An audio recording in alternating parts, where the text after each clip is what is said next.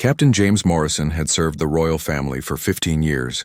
His days began before sunrise, checking security details and ensuring every corner of the palace grounds was safe. At 42, he was known as one of the most dedicated guards in the Royal Protection Unit. His colleagues respected him, and the royal family trusted him completely. James had watched Prince George grow from a curious toddler into a thoughtful young boy. The prince was now 8 years old, with bright eyes that seemed to notice everything around him. Unlike other children his age, George rarely threw tantrums or demanded attention. Instead, he observed quietly, taking in the world with remarkable patience. On this particular Tuesday morning, James noticed something different during his routine patrol. Prince George was sitting alone in the palace garden, staring at a small bird that had fallen from its nest. The bird was clearly injured, one wing bent at an odd angle. Most children would have called for help immediately, but George simply sat there watching the creature with gentle concern. James approached slowly, not wanting to disturb the moment. The prince looked up at him with those serious eyes that seemed far too mature for his age. Without saying a word, George pointed to the bird and then looked back at James.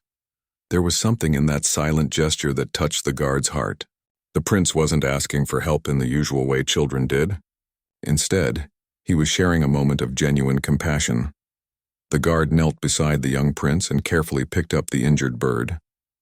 George watched every movement, his small hands clasped together as if he was silently praying for the creature's recovery. James had seen many sides of royal life during his years of service, but this quiet moment of pure kindness struck him differently. Together, they walked to the palace veterinarian's office. George didn't speak during the entire journey, but his presence was powerful.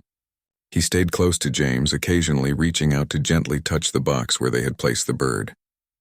The veterinarian examined the creature and explained that with proper care, it would recover completely. When they returned to the garden later that afternoon, George chose a spot near where they had found the bird and sat down again. This time he wasn't alone. James found himself sitting beside the prince, both of them enjoying the peaceful silence. It was in this moment that James realized something profound was happening. This wasn't just about helping an injured bird.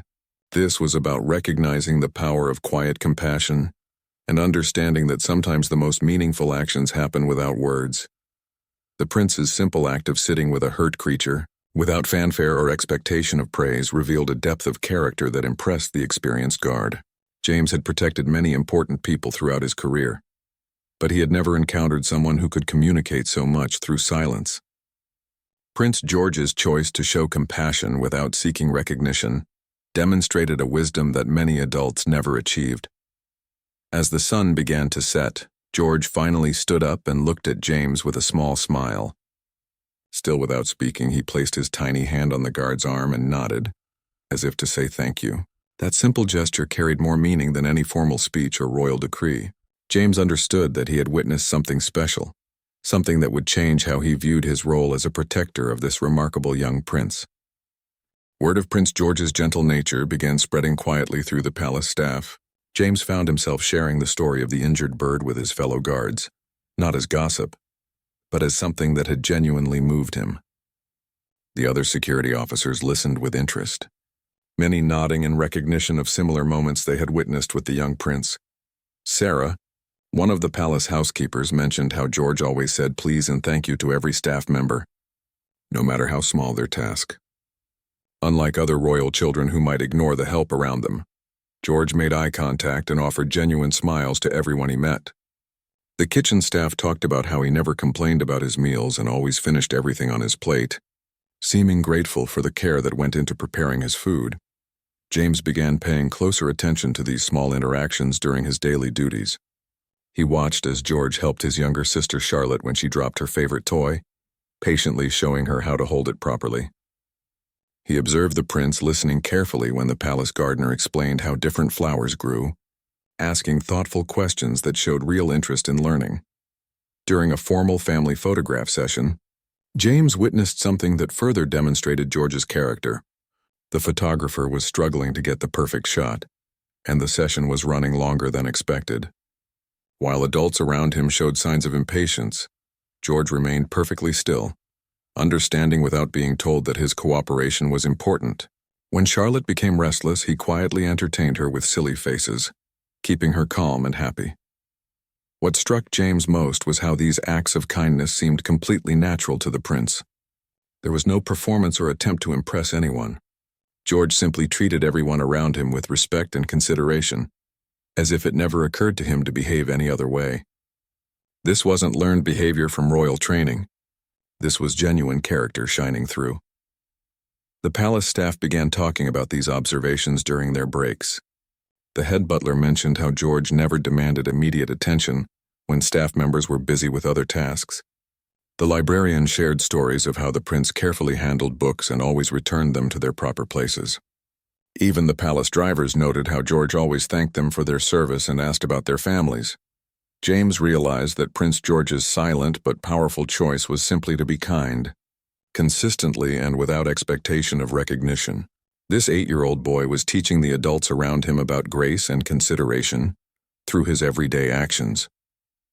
The guard found himself looking forward to his shifts, knowing that he would likely witness another small act of thoughtfulness that would brighten his day.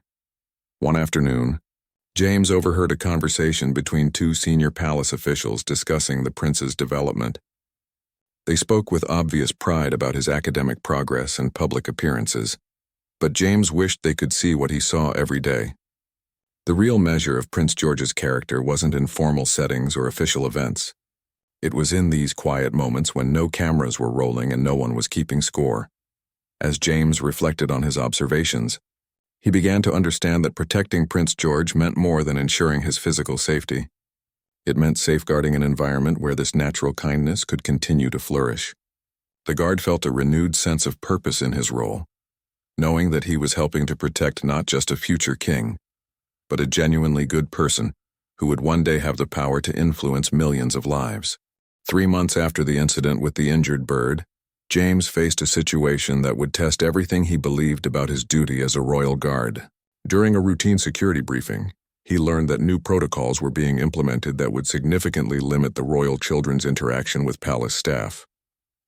The changes were designed to increase security, but James immediately understood what they would mean for Prince George. The new rules would create barriers between the prince and the people he naturally connected with every day. No more casual conversations with the gardening staff. No more helping in the kitchen during special occasions. No more spontaneous moments of learning from the various craftspeople who worked throughout the palace. James knew these interactions were crucial to George's development as a compassionate leader. James requested a private meeting with his supervisor, Commander William Roberts, a stern man who had served the royal family for over 20 years. In the commander's office, surrounded by formal portraits and military decorations, James carefully explained his concerns about the new protocols. He described the countless moments he had witnessed where Prince George's character was shaped through his relationships with palace. Staff Commander Roberts listened patiently but remained firm about the new security measures. He explained that the safety of the royal children was paramount and that any potential risks had to be eliminated. James understood the commander's position, but he couldn't shake the feeling that they were about to protect Prince George from the very experiences that made him special. Over the following weeks, James watched as the new protocols were gradually implemented. Prince George seemed confused by the sudden changes. He would approach staff members as he always had, only to be gently redirected by other guards. The spontaneous moments of connection that had been so natural became awkward and forced. James could see the disappointment in the prince's eyes, though George never complained or asked why things had changed. The palace staff also felt the impact of these changes. Sarah, the housekeeper who had always enjoyed brief conversations with Prince George, mentioned to James how much she missed the prince's cheerful greetings. The head gardener expressed sadness that he could no longer share his knowledge about plants with the curious young boy who had shown such genuine interest in learning. James found himself in an impossible position. His job was to enforce the new security protocols, but doing so felt like he was betraying everything he had come to admire about Prince George. Every time he had to redirect the prince away from a natural interaction, James felt a piece of his purpose as a protector slipping away. He wasn't just guarding a royal child anymore. He was participating in isolating a kind-hearted boy from the connections that nurtured his compassion. The breaking point came during a rainy afternoon. When Prince George discovered that one of the palace cats had given birth to kittens in a storage room. Following his natural instincts, George wanted to check on the mother cat and her babies. But the new protocols classified this as an unnecessary security risk. James had to explain to the 8-year-old prince that he couldn't visit the kittens, watching as George's face fell with disappointment and confusion. That evening, James sat in his small apartment near the palace, staring at a letter of resignation he had started writing several times but never finished. He thought about his 15 years of loyal service, his pride in protecting the royal family, and his genuine affection for Prince George. But he also thought about the man he wanted to be, and the values he believed were worth protecting. James realized that his dilemma wasn't really about security protocols or job responsibilities. It was about recognizing what truly mattered in the life of a young prince who would one day lead a nation. The guard understood that sometimes protecting someone meant more than keeping them safe from physical harm. Sometimes it meant preserving the very qualities that made them worth protecting in the first place. James spent several sleepless nights wrestling with his decision. He walked through the palace gardens where he had first witnessed Prince George's compassion, remembering how natural and pure that moment had been. The contrast with the current situation felt overwhelming. The palace was becoming a beautiful prison, protecting the prince from dangers but also from the experiences that shaped his character. During his morning patrol, James noticed that Prince George had grown quieter over the past few weeks. The boy still maintained his polite demeanor and followed all instructions perfectly, but the spark of curiosity and connection that had made him special seemed dimmed. George no longer lingered in conversations or showed the same enthusiasm for exploring different areas of the palace. He was adapting to the new restrictions, but something essential was being lost in the process. James made his decision on a Thursday morning while watching Prince George walk past the kitchen without stopping to greet the staff as he used to do. The prince glanced toward the familiar faces, clearly wanting to connect but dutifully continued on his prescribed path. That simple moment of restrained longing broke James's heart and strengthened his resolve. He requested another meeting with Commander Roberts, this time bringing a formal letter of resignation. The commander was genuinely surprised and tried to understand James's reasoning. Commander Roberts valued James as one of his most reliable officers and couldn't comprehend why he would leave such a prestigious position. James explained his concerns about the impact of the new protocols on Prince George's development, but the commander remained focused on security requirements and protocol compliance. The conversation became heated when James suggested that the new measures were doing more harm than good. Commander Roberts reminded James of his duty to follow orders without question, emphasizing that personal opinions about parenting or child development were not part of a guard's responsibilities. James realized that his supervisor genuinely believed he was doing the right thing, but they had fundamentally different ideas about what protecting Prince George really meant. Word of James's intention to resign spread quickly through the palace staff. Many of his fellow guards expressed shock and tried to convince him to reconsider. They reminded him of his pension, his reputation, and the honor of serving the royal family. Some colleagues thought he was making a mistake, over what they saw as minor policy, changes that would eventually be forgotten, but the palace staff who had worked closely with Prince George understood James's position differently. Sarah, the housekeeper, sought him out privately to thank him for caring so deeply about the prince's well-being.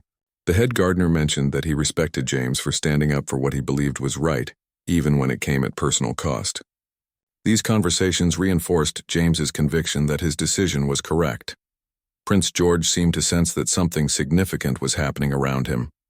During one of their routine walks through the palace corridors, the prince looked up at James with those perceptive eyes and asked simply, "Are you sad about something, Captain Morrison?" The directness of the question and the genuine concern in the young boy's voice nearly made James reconsider his decision. James knelt down to Prince George's level and chose his words carefully. He explained that sometimes adults had to make difficult choices about what they believed was right, even when those choices were hard to understand. Prince George listened intently and then nodded with a maturity that continued to amaze the guard. The prince didn't ask for details or explanations. He simply accepted that James was facing something important.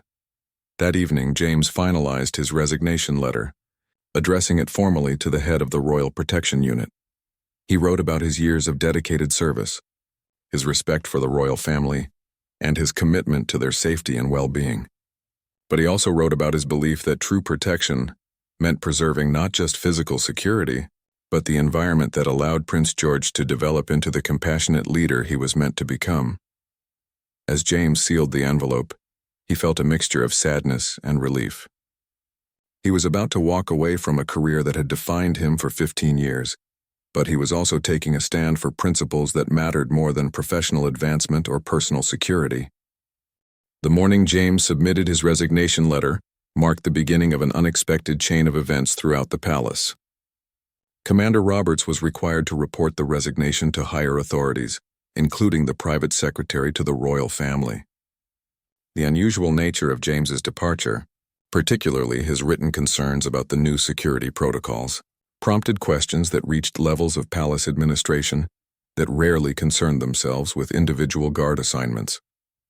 Within hours of submitting his letter, James was summoned to a meeting with Lady Catherine Pemberton, the deputy private secretary, a woman known for her sharp intelligence and deep understanding of royal protocol. In her elegant office, surrounded by centuries of royal history, James found himself explaining his position to someone who had the authority to actually influence policy decisions. Lady Pemberton listened carefully as James described his observations of Prince George's character development and his concerns about the impact of increased isolation. She asked thoughtful questions about specific incidents and seemed genuinely interested in understanding the daily realities of the prince's life. James realized this was the first time anyone in a position of real authority had asked for his perspective on how policies affected the royal children's well-being. During their conversation, Lady Pemberton revealed that other concerns had been raised about the new protocols. Several senior staff members had privately expressed worries about the changes, and there had been informal discussions about finding a better balance between security and normal childhood development. James's resignation had simply brought these underlying concerns into sharp focus at a time when decisions could still be modified. Meanwhile, Prince George continued his daily routines, unaware of the administrative discussions happening around him. However, his natural perceptiveness picked up on the subtle tensions in the palace atmosphere. During his lessons, he seemed more thoughtful than usual, and his tutors noticed that he asked fewer spontaneous questions about the world around him. The vibrant curiosity that had characterized his early years was being gradually suppressed by the structured environment. James received word that his resignation had been temporarily suspended pending a review of current security protocols. Commander Roberts was clearly uncomfortable with this development, having been accustomed to implementing orders without extensive consultation. The commander felt that questioning security decisions set a dangerous precedent and could undermine the authority structure that kept the royal family safe. The review process included interviews with various palace staff members who had direct contact with the royal children. Sarah, the housekeeper, spoke honestly about the positive impact of Prince George's interactions with staff and how the new restrictions had changed the atmosphere throughout the palace. The head gardener described the prince's genuine interest in learning about nature and how those educational moments had been eliminated by the current protocols. As the review continued, James found himself in the unusual position of being consulted about security matters from a completely different perspective. Instead of just following orders, he was asked to think creatively about how to maintain safety while preserving the experiences that contributed to Prince George's character development. This collaborative approach was unlike anything he had experienced during his 15 years of service. Prince George's parents became involved in the discussions when the review revealed the extent of their son's changed behavior. They had noticed his increased quietness but had attributed it to normal developmental phases rather than environmental changes. Learning about the specific restrictions that had been implemented without their detailed knowledge prompted them to request a comprehensive evaluation of all policies affecting their children's daily lives. The situation reached a turning point when Prince George himself, in his characteristically direct way, asked his mother why he couldn't visit the new kittens in the storage room.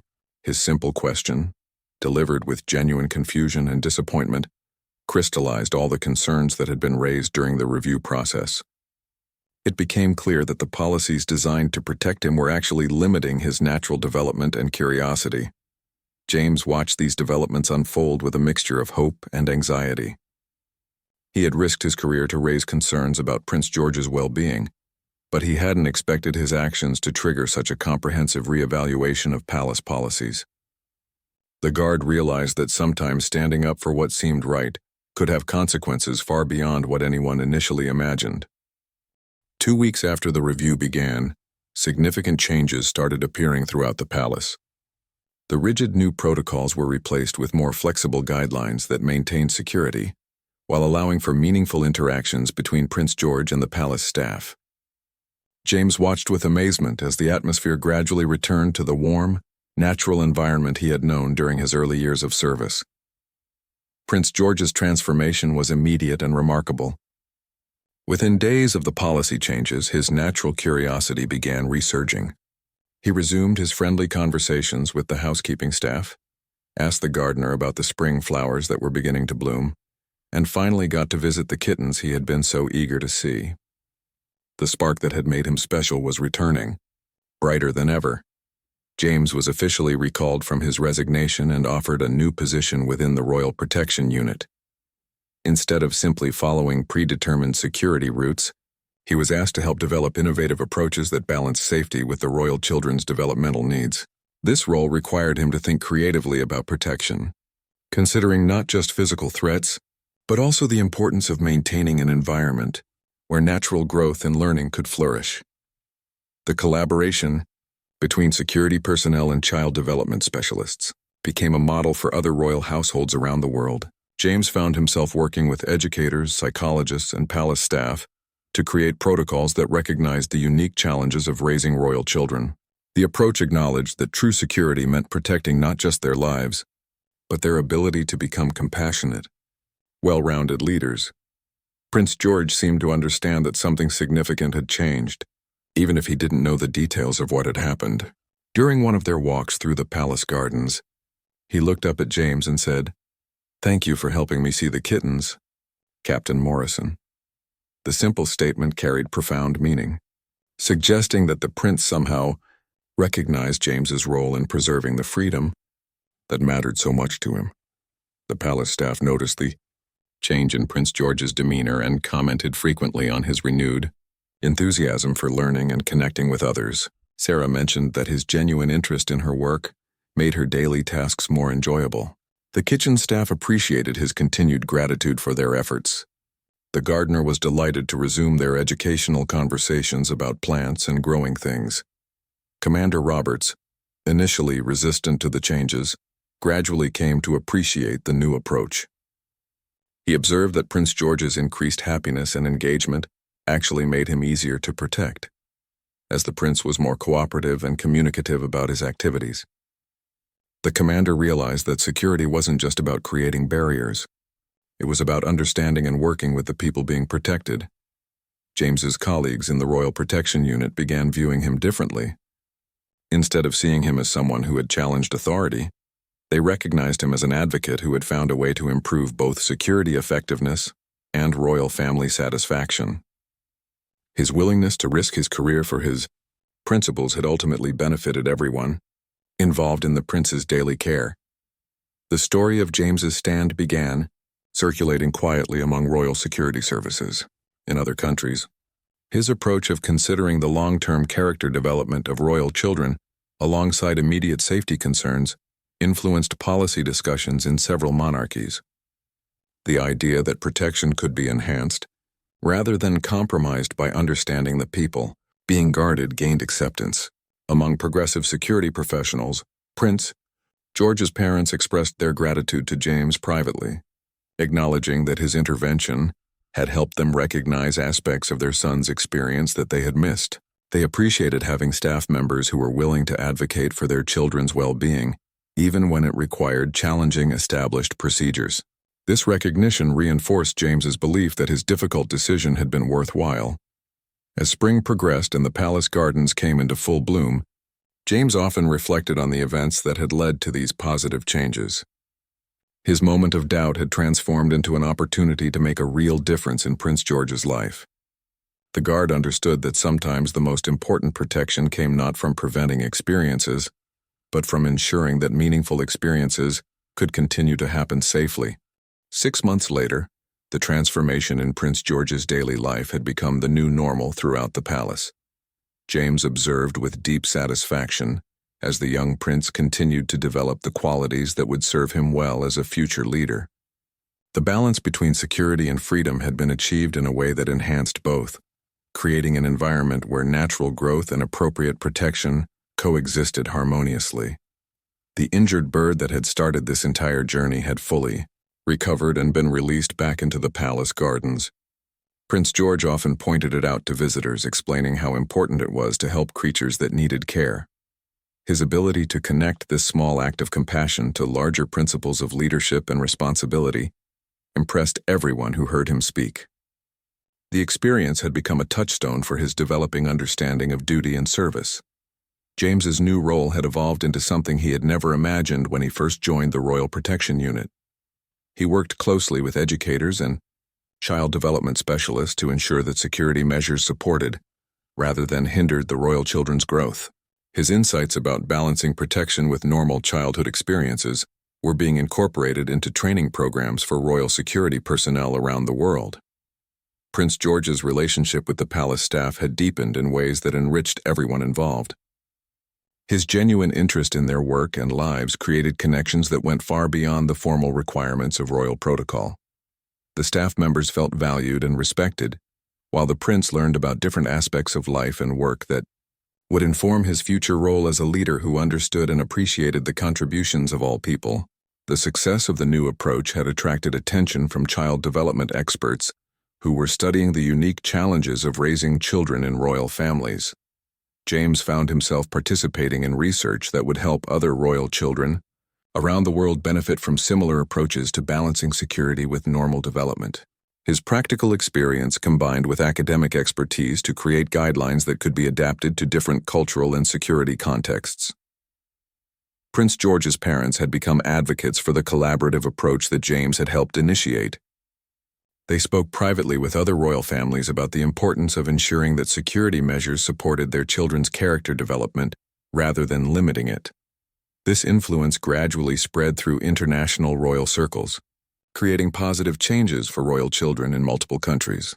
The palace itself had become a more joyful place to work. Staff members at all levels appreciated the renewed sense of warmth and connection that had returned to daily life. The rigid atmosphere that had briefly dominated during the period of strict protocols had been replaced by an environment that maintained necessary security, while celebrating the human connections that made the palace a real home for the royal family. James often reflected on the moment when he had decided to risk his career for his principles. That decision had seemed isolating and frightening at the time, but it had ultimately led to positive changes that benefited everyone involved. He had learned that standing up for what was right sometimes required accepting uncertainty and taking risks, but that the outcomes could exceed anything he had originally hoped to achieve. Prince George had grown into a confident, curious, and compassionate young boy, whose natural kindness continued to inspire everyone around him. His silent but powerful choice to treat all people with respect and consideration had been preserved and nurtured, allowing him to develop into exactly the kind of person who would serve his future subjects with wisdom and empathy. As James walked through the palace gardens on a warm autumn evening, he encountered Prince George sitting quietly near the rose bushes, watching a butterfly land gently on a flower. The prince looked up at his guardian with a smile that conveyed understanding beyond his years. In that moment, James knew that his choice to step down and fight for what mattered had been the right decision. Sometimes the most powerful protection came not from building walls, but from preserving the spaces where goodness could flourish naturally and safely.